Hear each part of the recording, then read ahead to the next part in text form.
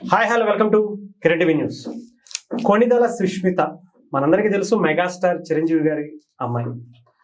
మొట్టమొదటి సినిమాతోనే block buster hit అందుకున్నారు. నిజంగా అంటే రామ్ చరణ్ గారి హీరోగా లేదా గ్లోబల్ స్టార్ గా ఇంకా గొప్పగా వెళ్ళటం వేరు, కూతుర్ని కూడా అదే స్థాయిలో తీసుకువెళ్ళటం కూడా వేరు. అయితే దీని మీద మాట్లాడడానికి మనతో పాటు ప్రముఖ రాజకీయ సామాజిక విశ్లేషకుడు చంద్ర శ్రీనివాస్ గారు ఉన్నారు.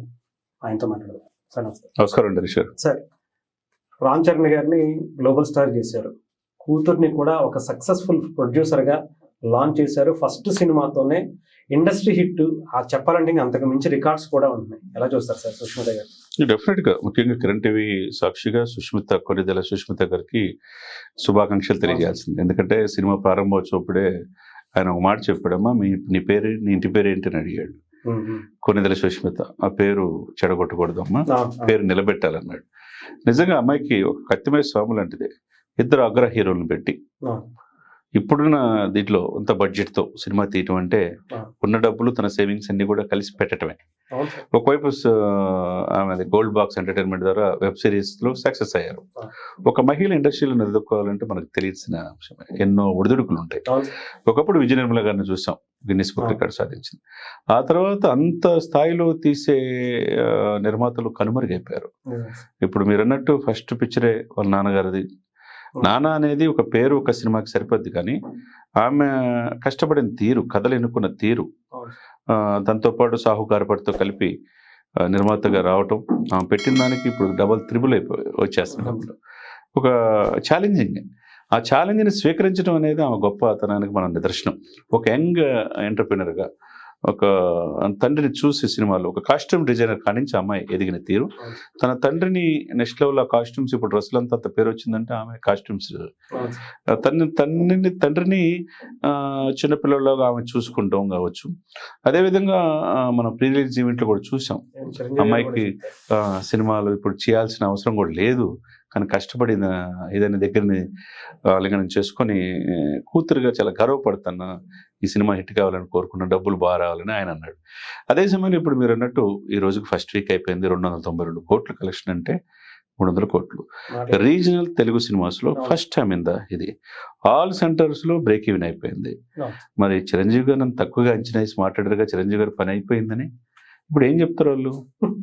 ఏ సినిమా దరిదాపులో లేదు. ఇప్పుడు సినిమా 5 సినిమాలు 9 తారీఖు రిలీజ్ అయిందండి ప్రభాస్ గారిది, అంత ఆశాజనకంగా లేదనేది వచ్చింది రిపోర్ట్స్.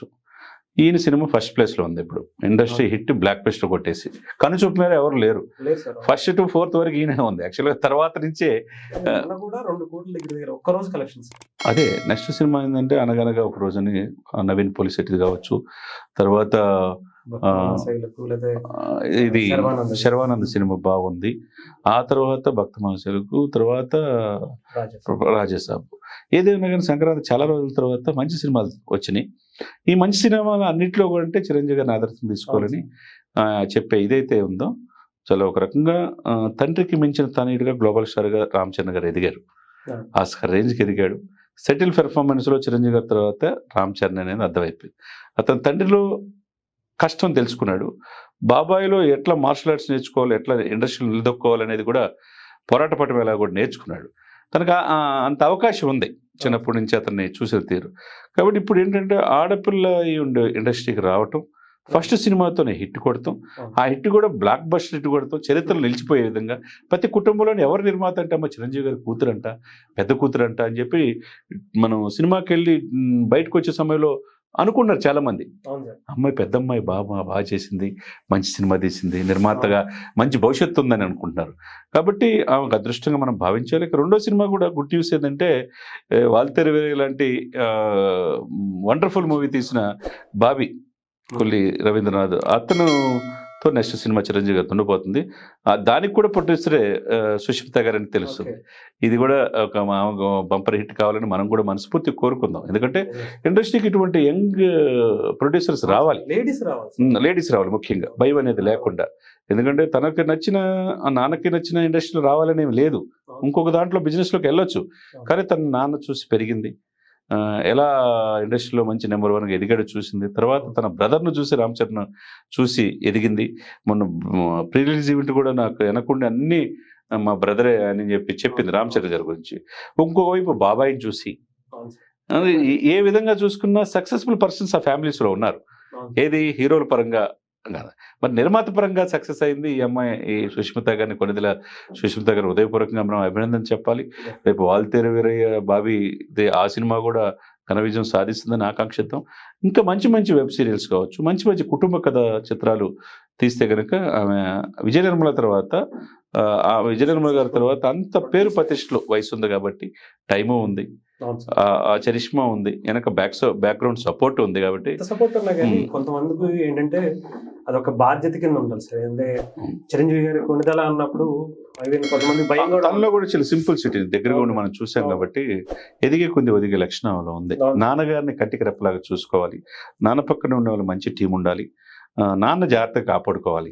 ఇవన్నీ కూడా సుష్మిత గారిలో దగ్గరుండి మనం చూస్తే అర్థం అవుతుంది. చాలా మందికి ఏంటంటే నిర్మాతలు కూతుర్లు కావచ్చు, దర్శకులు కూతురు గర్వం అనేది ఉంటుంది. మా నాన్న మంచి బాగా సంపాదించాడు బాగా, ఆమెలో కొద్దిగా కూడా లేదు.